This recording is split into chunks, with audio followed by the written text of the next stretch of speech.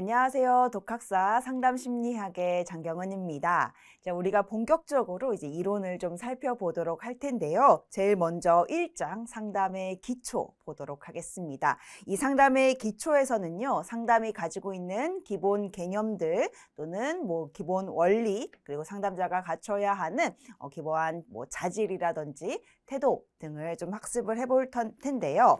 먼저 상담에 대한 내용을 좀 간단하게 좀 살펴보면 좋을 것 같습니다. 우리가 이제 상담에 세 가지의 이제 구성 요소가 있어요. 이 상담이라고 하는 건 첫 번째, 내담자가 있어야 돼요. 자신의 잠재력을 잘 발휘하지 못하는 내담자가 있어야 되고요. 이를 잘 케어해야 하는 상담자가 필요하겠죠. 자, 그런데 이 상담자는요, 어떻게 갖춰줘야 되냐? 전문성을 가지고 있어야 돼요. 전문성, 그리고 인간으로서의 자질 또한 갖춰야 된다라고 하는 거. 그 다음에 이 상담의 마지막 요소는 내담자와 상담자 간의 상담 관계를 이야기를 합니다.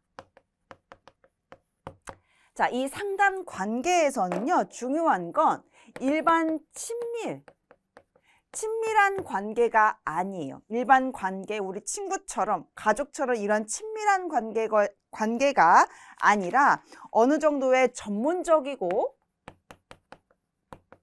전문성도 있고 또 서로 합의, 우리가 상담해 주세요라고 하는 합의 관계가 되어야 하는 관계를 우리는 상담 관계다라고 이야기를 합니다. 그래서 상담의 기본 세 가지 요소라고 한다면 내담자, 그리고 상담자, 그리고 상담 관계라고 볼 수가 있겠습니다. 자, 그러면 이 내용을 가지고 교재 조금 더 살펴보도록 할게요. 상담이란, 자, 양괄호 1번의 상담, 동그라미 1번. 상담이란 내담자를 돕기 위해 전문적으로 훈련을 받은 사람과 그 아래 타고난 잠재력을 발휘하지 못하는 사람, 이를 우리는 내담자라고 이야기를 하고요. 그 옆에 상호작용을 통해서 마지막 네 번째, 내담자의 문제 해결을 돕고 내담자가 행복한 삶을 영위할 수 있도록 돕는 여러 가지 치료 과정과 활동을 의미합니다. 그래서 전문성을 가진 상담자, 그리고 잠재력을 발휘하지 못한 내담자, 그리고 이런 상호작용은 상호관계라고 이야기할 수 있겠습니다. 그 아래 보시게 되면은 이 상담은 목적들이 좀 쭉 나와져 있어요. 첫 번째, 새로운 학습이 이루어지는 과정이에요. 상담자가 내담자에게 학습을 도와줄 수도 있어요. 정보를 전달해 줄 수도 있으니까 내담자는 학습이 될 수도 있고요. 심리적인 변화가 일어날 수도 있고요. 내담자 자각 확장을 이루도록 조력해 주는 역할도 하기도 하고요. 문제를 예방하거나 발달과 성장, 문제를 해결하는 거, 그 아래 삶의 질을 향상하기 위한 활동이다라고 보면 되겠습니다. 지금 방금 말씀드린 여러 가지의 것들이 결국에는 상담의 목적이다라고 생각하시면 되고요. 그 아래 상담의 주요 구성 요소 세 가지가 나와져 있어요. 상담자, 내담자, 그리고 상담 관계, 이 세 가지가 나와져 있는데 상담자는 방금 말씀드렸다시피 전문적으로 훈련을 받은 사람을 이야기를 하고요. 내담자 같은 경우에는 중간 끝에 보시게 되면 잠재력을 마음껏 발휘하지 못하는 사람을 우린 내담자라고 이야기를 하죠. 이 내담자가 가지고 있는 것은 기본적으로 부정적인 다양한 정서적인 문제들, 경험들이 있을 수 있고요. 인지적 왜곡이라든지 아니면 다양한 행동 문제들을 가지고 있겠죠. 이러한 것들을 전문적인 그런 훈련을 받은 상담자가 도움을 주는 것이고, 그 다음 장에 보시게 되면 상담 관계가 나와져 있죠. 상담 관계는 좀 끝에 보시게 되면 전문적이고 합리적인 관계를 이야기를 합니다.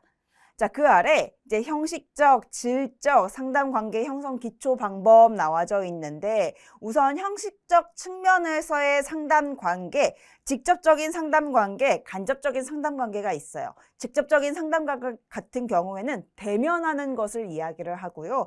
간접적 상담 관계 같은 경우에는 우리가 뭐 전화나 뭐 인터넷이나 편지나 방송 등등의 것으로 상담이 이루어지는 것을 이야기합니다. 예전에는요, 대면만 상담이 거의 대부분 이루어졌지만 코로나 사태 이후에는 이제 비대면으로도 상담이 많이 이루어지는 것을 알 수가 있습니다. 자, 그 아래 질적 측면에서의 상담 관계 같은 경우에는 사실은 뭐 촉진적이고 치료적인 상담 관계와 또 그 반대되는 내용들이 두 가지가 나와져 있는데요. 사실은 우리가 정말 상담이라고 이야기하는 것은 내담자를 촉진시키고 또 치료적인 관계다라고 볼 수가 있겠습니다. 그것만 잠깐 보시면 촉진적이고 치료적인 상담 관계는 우호적이고 상호 신뢰적이며 존중과 이해가 있으며 내담자의 긍정적 변화를 촉진시키는 상담 관계를 말하지요. 비촉진적이고 비치료적인 상담 관계는 사실 우리가 상담이라고 부르기가 조금 다소 어려움이 있고요. 그 아래 상담 관계 형성 기초 방법 같은 경우에는 이제 내담자가 처음 대면하기 시작하면서부터 상담은 진행된다라고 보시면 돼요. 그래서 화제를 유도한다는 건 중요한 문제가 무엇이고 물리적 배치, 어떻게 상담이 이루어질 것인지 이러한 장소적인 부분들, 시간적인 부분들을 이야기하고 태도에 대해서 확인하고 비밀 보장을 확인하는 그러한 부분들, 그 외에 이제 정말 본격적인 상담이 진행된다라고 한다면 내담자의 문제를 듣는 것부터 시작하게 되겠죠. 그래서 상담 면접의 시작이나 기초 방법들이 쭉 나열되어 있는데요. 요거 자체는 엄청 중요한 것은 아니고 이런 흐름이구나 라고 그냥 이해 정도만 해두시면 될 것 같습니다. 지금 내담자, 그리고 상담자, 그리고 상담 관계 살펴보았고요. 상담의 구분에는 인원에 따라서, 연령에 따라서, 조력 욕구에 따라서, 문제 유형에 따라서, 뭐 수단에 따라서, 뭐 기타 등등 쭉 나와져 있는데 요것을 우리가 상담 이론에서 뭐 하나하나 다 다루지는 않을 거예요. 하지만 여러분들 뭐 연령에 따른 부분들, 아니면 문제 유형에 따른 부분들은 어느 정도 좀 짚어서 넘어가도록 할 겁니다. 그래서 참고로 알아두시면 될 것 같고요. 더 알아두기가 오히려 상담의 구분 내용보다 더 중요한데 우선 상담이 가지고 있는 특징 첫 번째는요. 전문적 지식과 기술을 갖춘 전문 상담자가 내담자에게 제공하는 전문적 활동. 계속 전문성이란 얘기를 하고 있잖아요. 아무나 상담해 주는 게 아니다라는 거죠. 자, 상담은 상담자와 내담자의 관계에 기초를 두고 있고요. 문제가 아니라요. 관계에 조금 더 집중되어 있다라고 보시면 됩니다. 그 아래 내담자가 의사를 결정하고 문제를 해결할 수 있도록 돕는 활동, 그 아래 새로운 행동을 학습하거나 태도를 형성하는 거, 그 아래 개인 존중에 기초하여 이루어지는 상담자와 내담자 간의 상호 협력 활동 등을 이야기를 합니다. 이게 바로 상담의 특징이다라고 말씀드릴 수가 있고요. 상담이 우리에게 왜 필요한지에 대해서 쭉 아래 나와져 있는데 뭐 요거 자체가 뭐 시험 문제 나오진 않지만 우리 상담이 매우 중요하다라는 것들이 좀 담아져 있습니다. 우선 현대사회가 참 빠르게 변해가고 있어요. 빠르게 변해가고 있는데 우리가 매우 복잡하고 가치관의 혼란들도 많이 일어나고 또 뭔가 예측 불가능한 상황들이 많이 발생되다 보니까 우리의 마음들은 심적으로 불안과 그리고 불편함 등을 겪고 있는 거죠. 근데 이러한 마음들 때문에 우리는 더욱더 정서적으로 힘듭니다. 그래서 우리는 상담이 더욱더 필요하게 된 것이죠. 그래서 이런 상담들이 정말 중요한 일들이다라는 거, 그리고 현대사회에 가면 갈수록 더욱더 중요하게 다루어질 수밖에 없다라는 거 한 번 더 말씀드리고 싶고요. 이제 양괄호 3번에 상담의 기본 원리 나와져 있습니다. 이 기본 원리는 크게 어렵지는 않지만 사실 너무 중요한 부분이에요. 이러한 상담자가 이러한 원리를 어느 정도를 체득하고 있어야만이 우리가 제대로 된 진정성 있는 상담을 할 수가 있는데요. 제일 첫 번째, 개별화 원리입니다. 이 개별화 원리는 우리가 개개인을 한 명 한 명 인간으로서의 인정을 하고 상담을 진행해야 된다라는 내용입니다. 첫 번째 보시면 첫 번째 줄에 개인의 개성과 개인차를 인정하는 범위 내에서 상담을 전개해야 된다. 내담자 특성에 맞게 다양한 상담 기법들을 이제 적용해야 된다라고 하는 것이죠. 그 아래 기억부터 비읍까지 나와져 있는데 우리는 내담자에 대해서 편견이나 선입견 가져서는 안 되고요. 그리고 인간에 대한 행동, 유형, 원리 이러한 것들을 전문적으로 이해하려고 노력한다. 전문적으로 이해한다는 건 사실 이 전문성이 중요하다라기보다는 인간이 정말 다양하다라는 걸 알고 있기 때문에 거기에 맞게 우리가 대응하기 위해서는 전문성 있는 그런 학습과 지식이 필요하다라는 것이죠. 자, 그 아래 경청하고 세밀하게 관찰해야 되고요. 보조에 맞추어서 내담자 보조 맞추어서 진행해야 되고 감정 변화에 민감하게 반응할 수 있어야 되겠고요. 그리고 어느 정도의 견해 차이가 있을 때에는 앞을 내다보는 능력을 갖고 적절하게 선택도 해야 되고요. 나의 가치관을 내담자에게 강요해서는 절대 안 되겠죠. 그래서 이 개별화 원리는 내담자의 특성에 맞게 우리는 적용하고 그를 이해해야 된다는 걸 기억하시면 되고요. 의도적 감정 표현의 원리 같은 경우에는 자유롭게 자신의 정서적인 부분, 느낌적인 부분, 감정적인 부분들을 토로할 수 있어야 됩니다. 그런데 여기서 중요한 것은 긍정적인 것만 토로하는 것이 아니라 긍정적인 것뿐만 아니라 부정적인 감정 또한 자유롭게 표현할 수 있도록 분위기를 형성하는 것을 의도적 감정 표현의 원리다라고 말할 수가 있어요. 그다음에 3번에 통제된 정서 관여의 원리 같은 경우에는 뭐가 중요하냐면 두 번째 줄 끝에 보시게 되면 내담자의 감정에 대한 의도적이고 적당한 반응을 하는 것이 필요하다. 긍정적이 됐든 부정적인 됐든 상담자는 그들의 반응에 그러니까 그들의 그 메시지에 계속 반응해줘야 된다라는 것을 이야기합니다. 통제된 정서 관여의 원리를 이제 말해주는 것이고요. 수용의 원리 같은 경우에는 인간을 내담자를 인격체 자체로 존중해주는 것을 이야기를 합니다. 내담자를 수용한다는 말은 내담자를 인격체로 존중한다는 의미다. 즉 상담자는 내담자에게 따뜻하면서도 친절하면서 수용적이어야 한다. 수용의 원리를 이야기를 합니다. 다섯 번째는 비판적 태도 금지의 원리를 이야기를 하는데요. 상담자는 내담자의 행동, 마지막 줄 보시게 되면 내담자의 행동, 태도, 가치관 등을 객관적으로 평가해야 되고 어떠한 문제에 대해 일방적인 판단이나 비판을 가해서는 안 된다라는 내용 나와져 있고요. 6번의 자기결정의 원리 같은 경우에는 내담자가 스스로 자신의 의사를 결정할 수 있도록 도와야 된다라는 내용들이 담겨져 있습니다.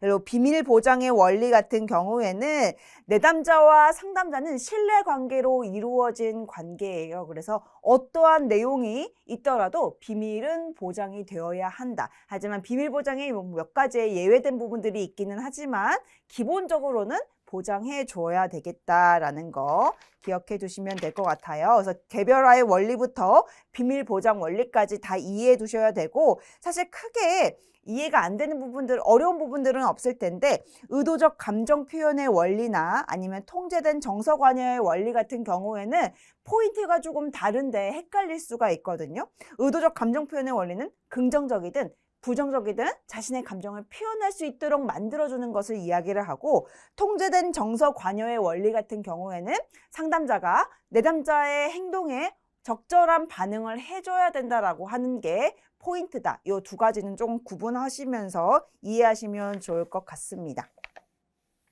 자, 양괄호 4번에 상담의 목표 나와져 있습니다.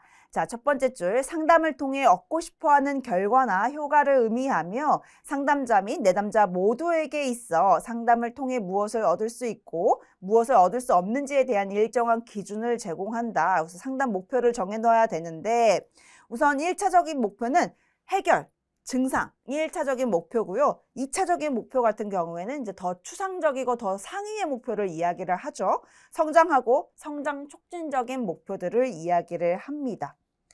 상담 목표의 기능, 상담 이론에 따른 상담 목표 쭉 나와져 있는데요. 요거는 앞으로 계속 언급할 예정이라서 여기서 자세하게 다루지는 않을 겁니다. 여러분들 가볍게 한번 읽어보시면 좋겠고요. 더 알아두기에서 상담 목표가 왜 중요한지에 대한 이야기가 나와져 있는데 요 부분이 조금 더 중요하다라고 전 느껴집니다. 첫 번째, 상담의 방향성을 제시해 주죠. 우리가 여러 가지의 목표들을 가지고 상담을 진행할 수 있지만 이 모든 것들을 다 다룰 수는 없어요. 그래서 이 한두 가지의 상담 목표로 쭉 나아가는 게 필요하다. 그래서 상담의 방향성을 제시해 주고요. 상담자 전문 능력의 평가 기회, 요걸 달성했는지 달성하지 않았는지, 그리고 이 과정이 전문성이 있었는지를 어느 정도의 목표로 그걸 이제 기준으로 볼 수가 있겠죠. 그리고 성과를 달성하려고 하는 노력을 촉진시켜 주기도 하고요. 효과적인 상담 전략을 계획하는 데 도움을 주기도 하고, 진척 상황 평가의 기준이 되기도 하고요. 자기 동기와 자기 스스로를 이제 동기화시키는 것에 뭐 그러한 영향을 주기도 하겠죠. 이러한 영향들이 있다. 자, 양괄호 5번에 상담 기관 나와져 있습니다. 뭐 대학 학생 상담센터, 뭐 청소년 상담복지센터, 여성 관련 상담센터 쭉 나와져 있는데요. 이건 개인적으로 한번 읽어보시면 될 것 같고요. 크게 중요하지는 않아요. 가볍게 읽어보셔도 되겠습니다. 자, 더 알아두기가 좀 더 중요할 것 같아요. 우리가 이제 이 상담은요, 일반 여러 가지 유사 개념들이 있거든요. 하지만 이 상담만이 가지고 있는 독특한 특징들이 있습니다. 이걸 좀 구분해 주실 필요가 있는데 먼저 생활 지도를 좀 볼게요. 생활 지도, 심리 치료, 뭐 이게 유사 개념이 나와져 있는데요. 생활 지도 같은 경우에는 한번 같이 읽어볼게요. 학생들의 생활 적응을 위해 적절한 계획을 수립, 실천할 수 있도록 돕는 학교 전체 활동과 봉사 프로그램을 의미하고요. 상담이 오히려 생활 지도의 일부로 들어가 있다라고 보시면 되고, 치료 같은 경우에는 우리가 상담 관계에서도 느낌, 감정, 뭐 이러한 것, 정서 이런 것들을 중요하게 다루기는 하지만 심리 치료 같은 경우에는 훨씬 더 깊이 있는 정서를 다루게 됩니다. 그래서 정서적인 표현이 더 강하고 개인의 성격에 더 깊게 관여하고 좀 더 심각한 행동 교정에 초점을 두고 있다라고 나와져 있는데, 심리치료와 상담이 비슷하기도 하지만 좀 구별되는 부분들이 있거든요. 그 아래 좀 비교된 부분들을 보면은 제일 먼저 대상자가 좀 달라요. 상담자 같은 경우에는 상담은 비교적 정상적인 사람들을 대상으로 하고 있는데, 심리치료 같은 경우에는 이 정서적으로, 심리적으로 장애를 가지고 있는 사람들을 대상으로 하고 있습니다. 그래서 먼저 이 심리치료 같은 경우에는 의식적으로 드러난 모습을 이야기한다기보다는 무의식에 있는 뭐 꿈에 대한 이야기를 할 수도 있고요. 어렸을 때 과거에 의한 이야기도 할 수가 있거든요. 사실 이러한 과거 경험에 의해서 이 무의식 속에 쌓여 있다 보니까 조금 더 현재보다는 과거를 다루는 일들이 더 많이 있고요. 기관 같은 경우에는 상담은 다양한 센터들이 있는데 심리치료 같은 경우에는 보통은 따로 센터에서 진행한다기보다는 이제 병원 안에서 진행되는 경우가 대부분이다.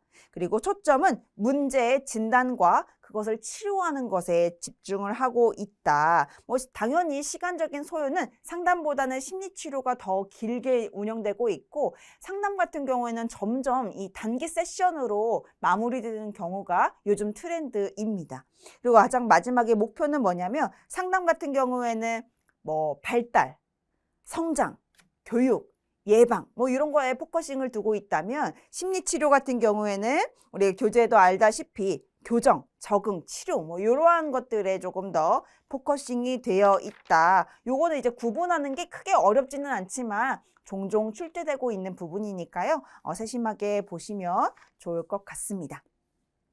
자, 우리 2번에 이제 상담 심리학의 발전 과정과 학문적 성격 잠깐 보도록 하겠습니다. 뭐 이거는 엄청 중요한 건 아니지만 그래도 이왕 하나 하고 갈 거 확실하게 이해하고 넘어가는 게 좋겠죠. 먼저 이제 우리가 상담의 발전 과정, 사실 상담 심리학이잖아요. 이러한 상담 심리가 어떻게 발달되었는지를 이제 기본적인 이해를 하실 필요가 있는데, 제일 먼저 이제 구성주의가 나옵니다. 이제 이 구성주의에서의 핵심은 무엇이냐?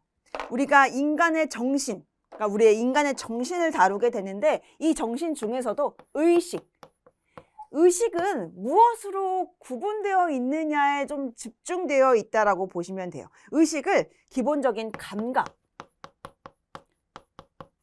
이 감각과 그리고 이러한 감정, 그러니까 즉 느낌이죠. 이 느낌으로 구분되어 있다라고 이야기를 해요. 그래서 이것을 쪼개어서 분석하고 있는 것이 이제 구성주의의 핵심이다라고 생각하시면 돼요. 그래서 이러한 생리작용이 우리의 몸의 행동, 심리, 생리작용들이 있잖아요. 이러한 생리작용들이 결국에는 이런 감각이나 감정에 영향을 받는다라고 기본 가정하에 이 의식을 구분하는 것에 초점을 두기 시작했습니다. 그래서 우리가 실험 심리학을 창시하게 되었는데 이 학자가 분트라고 하는 학자예요. 구성주의의 대표적인 학자라고 할 수가 있겠죠. 그래서 이러한 요소들, 이 의식의 감각과 감정으로 구성되어 있는데 이 의식은 우리가 그냥 찾아봐야겠다라고 해서 찾을 수 있는 게 아니라는 거예요. 그래서 어떤 방법으로 하면 되느냐? 내성법, 가장 핵심 키워드입니다. 내성법을 대표적으로 내걸게 됩니다. 내성법 같은 경우에는 자신의 의식을, 자신의 감각이나 감정을 자기 스스로 관찰하고 이걸 언어로 보고하는 것을 이야기하며 됩니다. 우리가 요즘 들어서 약간 명상 같은 것이라고 생각하시면 될 것 같아요. 이러한 의식을 자기 스스로를 잘 관찰하고 이걸 언어로 보고하는 것을 이야기를 하죠. 사실 많은 비판을 받기는 했지만 다시 최근 들어서 명상이라고 하는 것들이 나타나게 되면서 이 내성법을 다시 한번 이제 바라보게 된 것이죠. 이 구성주의에서는 이러한 의식의 구분, 그리고 내성법, 분트, 이러한 학자들이 이제 내걸고 있더라. 그 다음에 나오게 된 게 이제 기능주의예요. 우리가 구성주의에서는 의식을 쪼개어서 분석을 했잖아요. 그런데 이 기능주의에서는 의식이 어떻게 기능하는가에 초점을 둔 거예요. 여기서 기능이라고 하는 것은 능동적인 작용을 이야기합니다. 능동작용을 이야기를 하고 활동, 이러한 것들을 이제 이야기를 하게 되죠. 보시게 되면 니은 잠깐 볼게요. 의식의 내용 분석이 아닌, 내용 분석은 구성주의죠. 내용 분석이 아닌 의식의 전체적인 기능, 즉 의식의 흐름에 따른 과정과 기능을 연구해야 된다라고 주장을 했고요. 대표적인 학자는 제임스네요. 종종 출제될 수 있는 보게 되는 그런 학자 이름이기 때문에 기억하시면 될 것 같고요. 근데 실제로 이 기능주의 같은 경우에는요, 일반 행동주의하고는 확실히 구분되기는 했지만 구성주의와는 조금 다르게 실험을 조금 더 과학적인 접근을 해야 된다라고 이야기를 했어요. 과학적인 실험을 강조했기 때문에 나중에 시대가 흘러서 이 기능주의는 행동주의로 좀 들어갔다, 흡수되었다라고 생각하시면 될 것 같고요. 세 번째로는 이제 이러한 내성법을 많은 비판이 일어나게 됩니다. 뭔가 과학적이지 않다, 자기 스스로를 관찰한다라고 하는 게 눈에 보이지 않잖아요. 그래서 과학적이지 않다, 체계적이지 않다. 그러면 어떤 게 나왔냐? 우리 눈에 보이는 것을 측정해야 된다라고 해서 행동주의가 나타나게 됩니다. 스키너의 다양한 실험들, 파블로프 개 실험들이 있잖아요. 이러한 눈에 보이는 실험들을 하게 됩니다. 이것을 행동주의죠. 우리의 모든 부정적인 감정이나 행동들, 이러한 것들은 결국에는 학습에 일어난 것이고, 이 학습은 뭔가 또 어떤 학습이 일어나게 되면은 부정적인 행동들도 변화할 수 있다라고 하는 행동에 조금 더 포커싱을 되었다라고 보시면 되고, 네 번째가 이제 형태주의예요. 우리가 게슈탈트 정말 중요하게 다루고 있는데, 이 형태주의는 전체라고 하는 관점에서 보게 된 거죠. 작은 부분들이 합쳐져서 전체가 되었지만 이 전체는 뭔가 다른 의미를 가지고 있더라라는 것들을 이제 다루어지고 있고요. 또는 이 전체와의 비슷한 관점에서 우리의 인간은 무언가를 자꾸 조직화하려고 하더라라고 하는 것들이 여기 형태주의에서 다루어지고 있고요. 이 5번째 같은 경우에는 이제 정신분석이 나타나기 시작하죠.